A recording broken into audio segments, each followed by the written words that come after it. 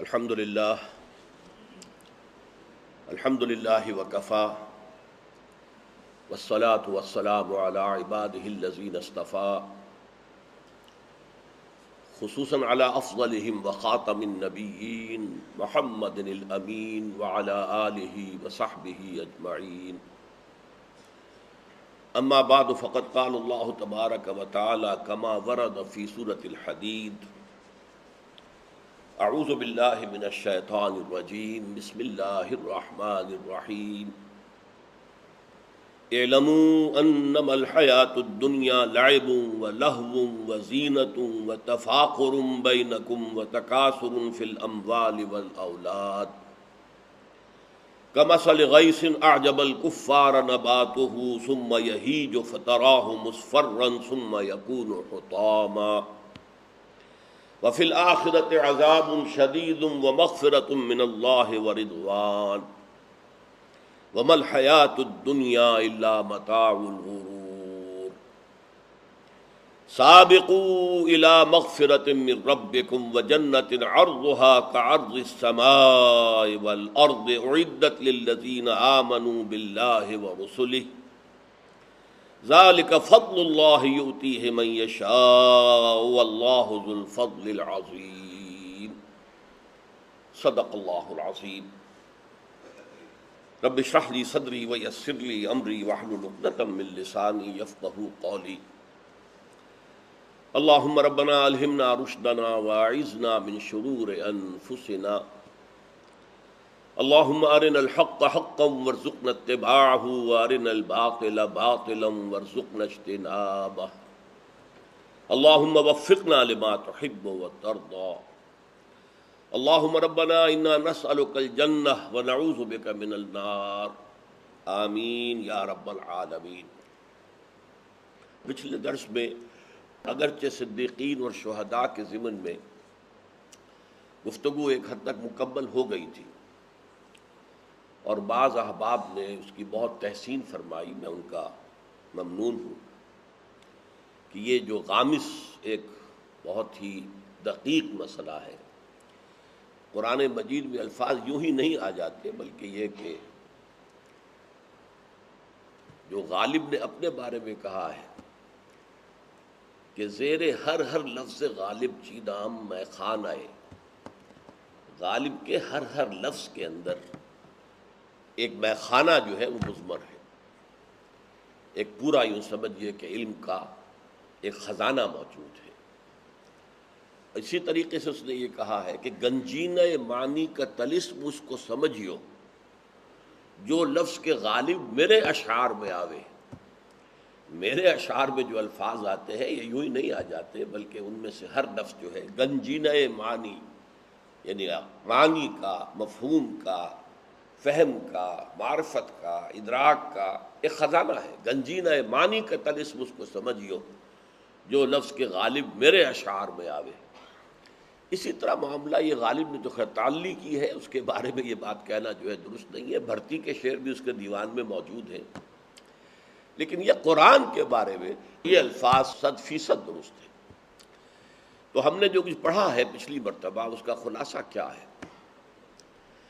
اگر کوئی بندہ مومن جو ایمان کا دعوے دار ہے وہ اپنے باطن میں جھانکتا ہے اور محسوس کرتا ہے کہ خانہ قلب میں تو ویرانی ہے، دل میں تو ایمان کا نور یا ایمان کی روشنی یا ایمان کی حرارت موجود نہیں ہے، تو مایوس نہ ہو.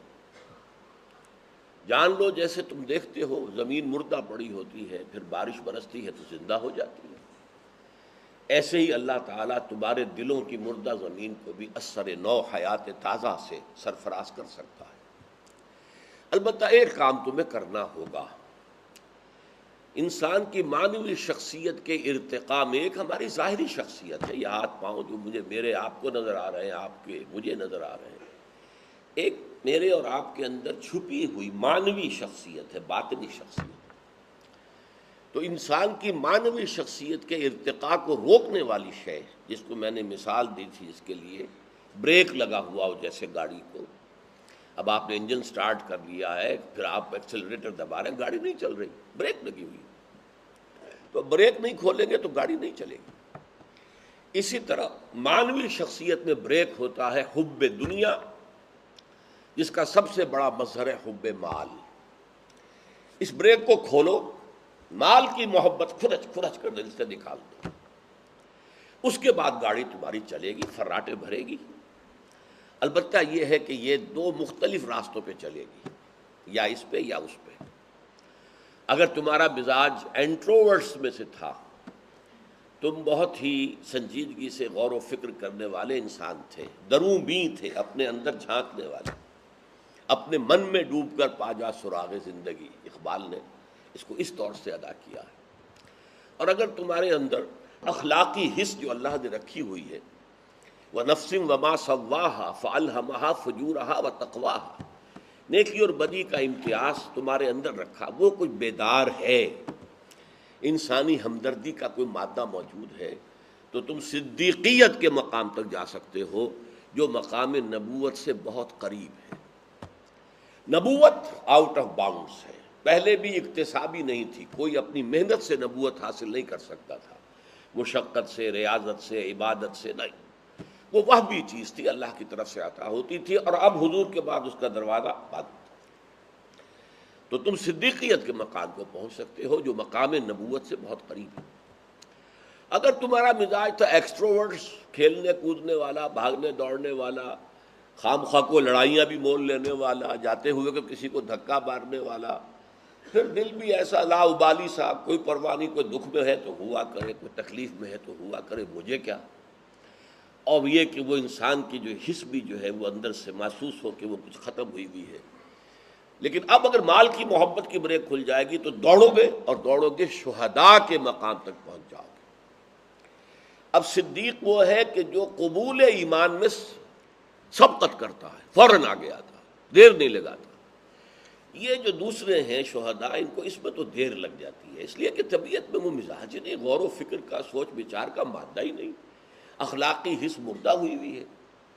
کہیں جذباتی طور پر ایموشنلی یہ غلاف پھٹتا ہے، تو پھر جب یہ بڑھتے ہیں عملی اعتبار سے صدیقین سے آگے نکل جاتے ہیں۔ ظاہر بات ہے کہ ایک ہے غور و فکر کرنے والا مزاج، درومی، اس کی جو ہے وہ قواعد عملیہ اتنی نہیں ہوتی ہیں، بھاگ دوڑ، یہ وہ لڑائی بھڑائی، لیکن جس کا مزاج ہی وہ تھا، اس کے اندر یہ کہ وہ عمل کے میدان میں پھر صدیقین سے آگے نکل جاتے ہیں۔ لیکن اس کا یہ مطلب نہیں کہ مقام شہادت مقام صدیقیت سے برتر ہے، نہیں، معاذ اللہ۔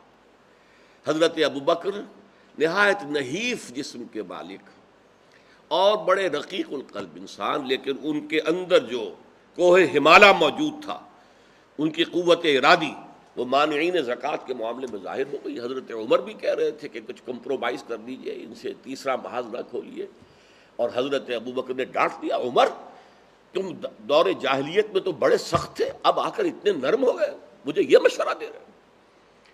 ایبدل الدین وانا حی، میرے جیتے جی دین کے اندر ترمیم ہوگی؟ نہیں ہو سکتی۔ اگر کوئی میرے ساتھ نہیں جائے گا تو میں اکیلا جاؤں گا۔ اب یہ عظیمت کا پہاڑ ابو بکر میں تھا، لیکن اس کے اوپر وہ رقت قلبی، وہ جو ایک ذاتی نیکی، وہ انسانی ہمدردی، یہ چیزیں جو ہے ان کا غلاف زیادہ تھا۔ جبکہ حضرت عمر، حضرت حمزہ وہ ایمان لائے، صدیقین تو بہت سے موجود تھے پہلے جو ایمان لا چکے تھے، عشرہ مبشرہ کے اکثر لوگ جو ہیں وہ صدیقین میں سے ہیں، لیکن یہ کہ وہ جرأت اور ہمت ابھی مسلمانوں میں نہیں تھی کہ وہ کھل کر آئیں اور بیت اللہ میں آ کر، حرم میں آ کر نماز پڑھیں۔ یہ حضرت عمر اور حضرت حمزہ کے ایمان لانے کے بعد یہ صورتحال پیدا ہو گئی۔ تو ایک تو یہ ذہن میں رکھیے، لیکن رتبہ یقیناً شہداء کا کمتر رہے گا صدیقین سے۔ آخری بات میں کہہ رہا تھا، مجھے توجہ منعطف کرائی گئی کہ وہ بات رہ گئی۔ میں نے کہا تھا ایمبیورٹ لوگ یہ بہت شاذ، بہت شاذ، بہت شاذ، جن میں یہ دونوں چیزیں، قواعد فکری، قواعد ذہنی، اور انسان کے اندر کی حس نیکی کی اور بدی کے فرق کی، یہ بھی موجود، اور بھاگ دوڑ، سعی، جہد، جد و جہد، یہ بھی موجود، اور یہ انتہائی متوازن ہوں۔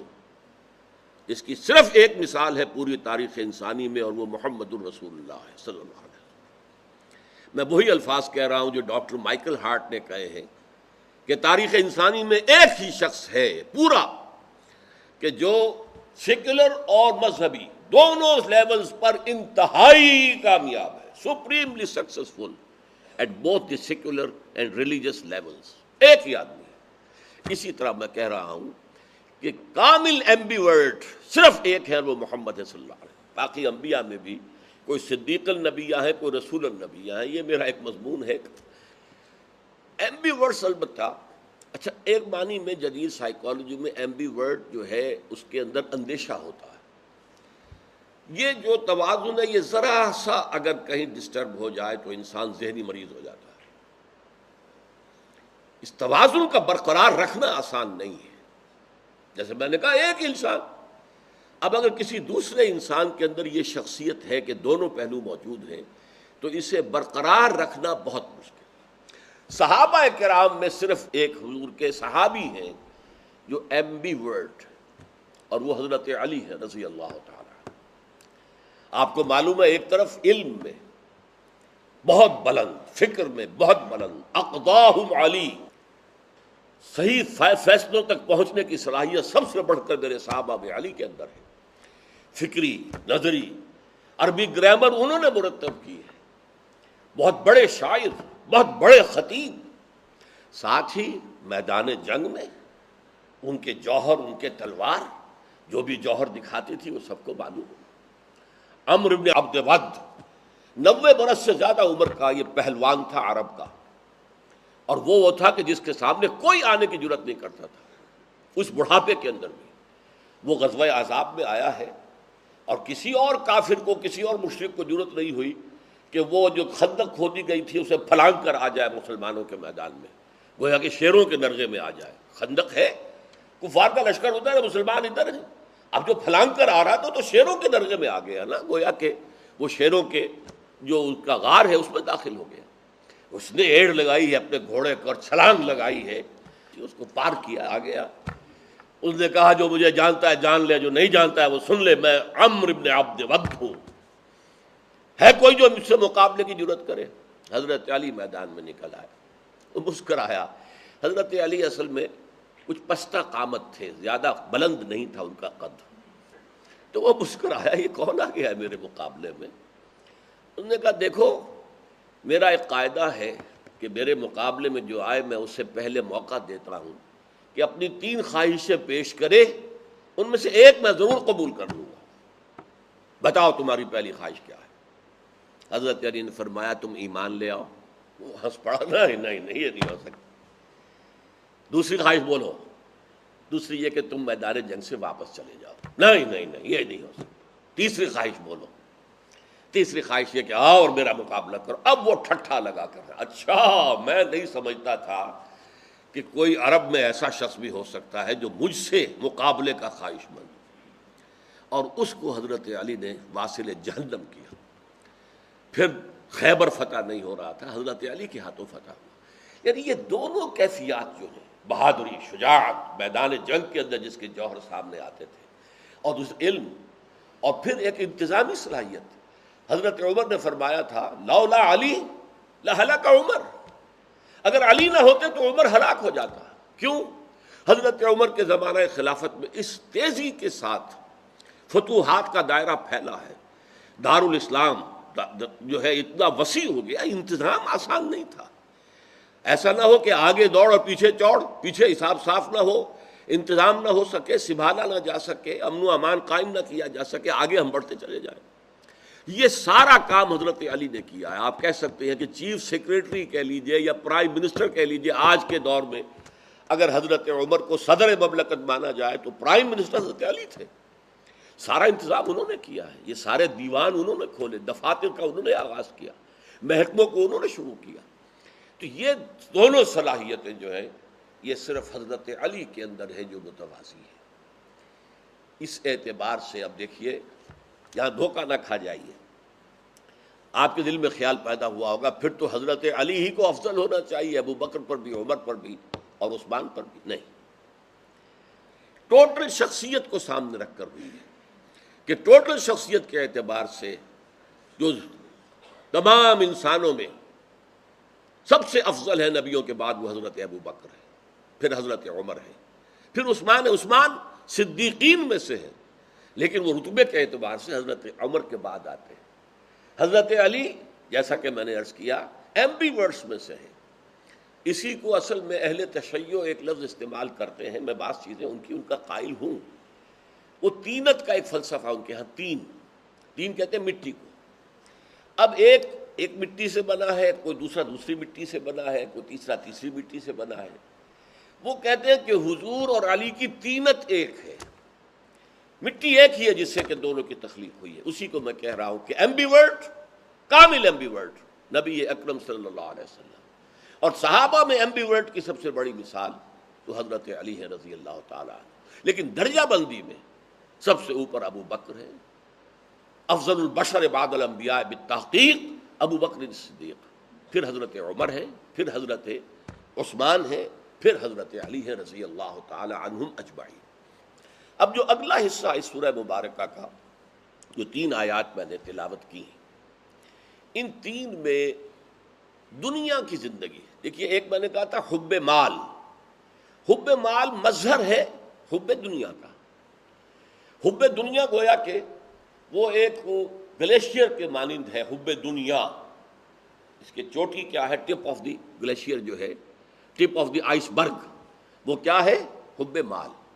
تو حب مال کی بات تو ہو گئی، وہ بریک ہے، اسے کھولو گے تو آگے بڑھو گے، صدیقیت تک بھی پہنچ سکتے ہو اور شہادت کے درجے تک بھی۔ اور شہادت کا مطلب اللہ کے راستے میں شہید قتل ہو جانا نہیں ہے، وہ میں بیان کر چکا ہوں کہ بعض اصطلاحات ہمارے ہاں ایسی آ گئی ہیں کہ جو اوور لیپ کر گئی ہیں، اصل مفہوم کو انہوں نے پیچھے چھپا دیا ہے۔ بہرحال دین کی تبلیغ اور دعوت میں جو اصل دست و بازو بنتے ہیں محمد الرسول اللہ صلی اللہ علیہ وسلم کے، وہ شہداء ہیں، آگے بڑھانے میں کام کو۔ اچھا، اب جو ہے حقیقت دنیا کی زندگی کیا ہے، ذرا اس پر غور کرو۔ اور یہ بھی اس سورہ مبارکہ کی عظیم ترین آیات میں سے ہے، اس کا کوئی مصنع میرے علم کی حد تک قرآن میں نہیں ہے۔ اعلموا، جان لو، انما الحیات الدنیا، یہ حیات دنیاوی کیا ہے؟ دنیا کہتے ہیں ادنا کا، یہ مؤنث ہے، ادنا قریب ترین، ادنو دونو قریب آ جاؤ، تو اسی طریقے سے ادنا قریب ترین، یہ زندگی ادنا ہے۔ دنیا ادنا مذکر ہے، دنیا اس کا مؤنث ہے، وہ آخرہ ہے، وہ بعد میں آنے والی، وہ پیچھے آنے والی زندگی ہے۔ تو حیات الدنیا، اس کو عاجلہ بھی کہا گیا ہے، حب العاجلہ، یہ عاجلہ ہے، فوری طور پر موجود ہے ہمارے سامنے، اس کی لذت جو ہے وہ بھی نقد ہے، اس کے اندر تکلیف اور دکھ جو ہے وہ بھی نقد ہے، فوراً محسوس ہوتا ہے۔ آخرہ، اس کی لذت بھی بعد میں ملے گی اور اس کا عذاب بھی جو ہے بعد میں آنے والا ہے۔ لیکن یہ حقیقت دنیا جو ہے، دنیا کی زندگی کی حقیقت کیا ہے؟ میں نے عرض کیا کہ یہ بھی اس سورہ مبارکہ کی عظیم ترین آیات میں سے ہے۔ اعلموا انما الحیات الدنیا لعب ولہو وزینۃ وتفاخر بینکم وتکاثر فی الاموال والاولاد۔ دیکھیے یہ 5 الفاظ جو آئے ہیں یہاں پر، بالکل جیسے نفاق کے بارے میں آیا، وَلَٰكِنَّكُمْ فَتَنْتُمْ أَنفُسَكُمْ وَتَرَبَّصْتُمْ وَارْتَبْتُمْ وَغَرَّتْكُمُ الْأَمَانِيُّ حَتَّىٰ جَاءَ أَمْرُ اللَّهِ وَغَرَّكُمْ بِاللَّهِ الْغُرُورُ۔ 5 باتیں آئی تھیں، اسی طرح 5 باتیں یہاں آ رہی۔ یہ دنیا کی زندگی کیا ہے؟ کھیل ہے، کچھ لذت پرستی ہے، لہو، زینت ہے، بناؤ سنگھار، تفاخر بینکم ہے، آپس میں ایک دوسرے پر فخر کرنا، وتکاثر فی الاموال والاولاد، اور مال اور اولاد کی کثرت حاصل کرنا، زیادہ سے زیادہ مال اور اولاد جمع کرنا۔ یہ 5 الفاظ جو ہیں قرآن میں ایک ہی مقام ہے جس میں اس طریقے سے آئے ہیں۔ عام محاورہ کیا ہے؟ اس میں لہو کو پہلے لاتے ہیں، لہو و لعب، اردو میں بھی آپ کو لہو و لعب، لہو و لعب، لہو و لعب، لہو پہلے لعب بعد میں۔ سورہ عنکبوت میں ہم پڑھ چکے ہیں، وَمَا الْحَيَاةُ الدُّنْيَا إِلَّا لَهْوٌ وَلَعِبٌ وَإِنَّ الدَّارَ الْآخِرَةَ لَهِيَ الْحَيَوَانُ لَوْ كَانُوا يَعْلَمُونَ۔ یہ دنیا کی زندگی تو بس وہ ایک لذت پرستی ہے یا کھیل کود ہے، بس اصل زندگی تو آخرت کی زندگی ہے، کاش کہ انہیں معلوم ہوتا۔ تو محاورے میں لہو پہلے آتا ہے، لعب بعد میں آتا ہے، لہو و لعب، یہاں لعب پہلے آیا، پھر لہو آیا، پھر زینت آیا، پھر تفاخر آیا، پھر تکاثر آیا۔ یہ میں پھر کہہ رہا ہوں بغیر کسی فخر کے کہ اس کے اندر جھانکنے کی اللہ نے جو صلاحیت مجھے دی ہے، اس کے باطن کے اندر اس کے پردے جو ہیں ان کو اٹھا کر اس میں انسانی زندگی کے نفسیاتی 5 دور ہیں، نفسیاتی اعتبار سے اندر سے۔ زندگی کا سب سے پہلا دور کیا ہے؟ بچپن کا، لڑکپن، کھیل کود۔ اس کھیل میں کوئی تلذذ نہیں ہوتی، کوئی سینشول گریٹیفیکیشن جسے انگریزی میں کہتے ہیں، کوئی حصی قسم کی لذت حاصل کرنا، یہ نہیں ہوتا۔ کھیل معصومانہ کھیل، معصوم ہے کھیل میں، معصومانہ کھیل ہے، اس میں کوئی اور ایلیمنٹ نہیں ہے۔ اس سے ذرا آگے آئے جسے آپ ٹین ایجر کہتے ہیں، جو انسانی زندگی کا خطرناک ترین دور ہے۔ اب یہاں نرا کھیل نہیں رہ جاتا، معصوم کھیل نہیں رہ جاتا، تلذذ لذت سے بنا ہے، لذت سے باب تفاعل، لذت حاصل کرنا، یہ تلذذ جو ہے شامل ہو جاتا ہے۔ آنکھوں کی تلذذ کیا ہے؟ حسین شے کو دیکھنا، حسین صورت نظر آئی ہے، آنکھوں کو لذت محسوس ہوئی ہے۔ کانوں کا تلذذ کیا ہے؟ گانا سن رہے ہیں، ردم ہے، سریلی آواز ہے، کانوں کی لذت لے رہے ہیں، یہ تلذذ ہو رہا ہے۔ وہ بچپن لڑکپن میں کیا پتا کون گا رہا ہے، لیکن نہیں، اب آیا ہے، اب ٹین ایج، اس کے اندر آنکھوں کا تلذذ، کانوں کا تلذذ۔ پھر بات اچھی نہیں ہے لیکن مجھے بیان کرنا پڑتا ہے، کچھ لوگ شکایت کرتے ہیں، کچھ اس دور میں انسان اپنے جنسی اعضاء سے بھی کھیلنا شروع کر دیتا ہے۔ یہ بہت خطرناک جو ہے موڑ ہے انسانی زندگی کا، یہ ہے جس کو لہو سے تعبیر کیا، لعب و لہو، معصوم کھیل اور اس کے بعد تلذذ، لذت حاصل کرنا، آنکھ کی لذت، کان کی لذت، کوئی کسی اعتبار سے، کسی پرورٹڈ طریقے سے کوئی جنسی لذت۔ اس کے بعد ذرا اگلا مرحلہ آتا ہے زینت، بناؤ سنگھار، اچھے سے اچھا لباس پہنوں، اور وہ بالکل نئے سے نئے ڈیزائن کا ہونا چاہیے۔ یہ تو آؤٹ آف فیشن ہو گیا۔ کبھی پتلون جو ہے اس کے بہت چوڑے جو ہے پانچے کر دیے جاتے تھے، تو اس وقت ایک انسان کہتا تھا یہ پرانی پتلون میں نہیں پہن سکتا، اس کے تو موری بڑی تنگ ہے۔ آج تو زمانہ بدل گیا، کبھی یہ ہے کہ تنگ موری کا معاملہ ہو گیا ہے۔ فیشن بدلتے رہتے ہیں، اور ایسے بدلتے ہیں کہ خاص طور پر پیرس کہ جو کہ دنیا میں فیشن کا سب سے بڑا مرکز ہے، اس کا لطیفہ مشہور ہے کہ ایک درزی کو ایک نیا ڈیزائن لے کر جو اس نے بنایا تھا، بھاگا ہوا جا رہا تھا۔ بھاگ کیوں رہے ہو؟ کہ میں چاہتا ہوں جلد سے جلد اپنے کسٹمر کو پہنچا دوں اس سے پہلے کہ فیشن بدل جائے۔ اب وہ فیشن بدلتے تو دیر نہیں لگتی، تو میری ساری محنت جو ہے وہ رائے گاں ہو جائے گی کہ فیشن تو بدل گیا، تم آج لے کر آئے ہو، 15 دن کے بعد لے کر آئے ہو میرے پاس۔ تو یہ جو ہے اب خاص طور پر عورتوں میں، پھر بناؤ سنگھار، لڑکیوں میں، جوان لڑکیوں میں، لڑکوں میں بھی، مردوں میں، عورتوں میں زینت، صحیح نظر آؤں میں معاشرے کے اندر، کوئی یہ نہ کہہ دے کہ یہ تو بڑا کوئی پرانا قسم کا آدمی ہماری محفل میں آ گیا ہے، کون ہے؟ اس کے بعد اگلا مرحلہ آتا ہے، یہ یوں سمجھیے 30 سے لے کے 40 برس کی عمر، اس میں تفاخر، فخر کرنا، میری نسل بلند ہے، میری ذات اونچی ہے، میرے پاس دولت زیادہ ہے، میرے پاس قوت و حشمت زیادہ ہے، تفاخرم بین، خون پر، رنگ پر، پیشے پر میرا پیشہ بہت اعلیٰ ہے، میری حیثیت معاشرے میں بہت بلند ہے۔ اور یہاں تفاخر کہا گیا ہے، یہ باب تفاعل میں کیا ہے خاصہ کہ ایک دوسرے کے مقابلے میں آنا، فخر میں ایک دوسرے سے آگے نکلنا، یہ تفاخر ہے، فخر، ایک دوسرے پر فخر کرنا، رنگ پر، نسل پر، دولت پر، مال پر، اور ایک زمانے میں اولاد پر ہوتا تھا، آج کا دور بدل گیا ہے۔ اس زمانے میں اصل عزت انسان کی اولاد سے ہوتی تھی، جس کے پاس 10 جوان موجود ہیں بیٹے اور جوان ہاتھ موجود ہیں، اس کی عزت جو ہے وہ زیادہ ہوگی، جس کے پاس کوئی نہیں ہے یا 2-3 ہے اس کی عزت کم ہوگی۔